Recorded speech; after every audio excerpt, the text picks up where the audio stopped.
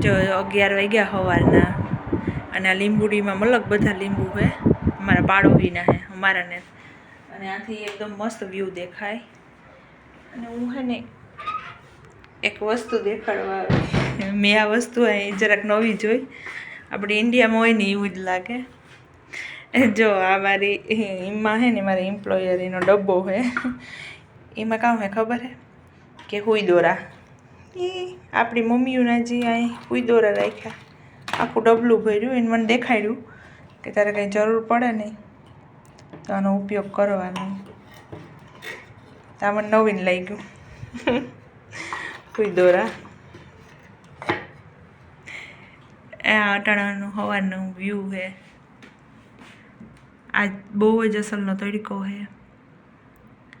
આથી આખું હાઈફા દેખાય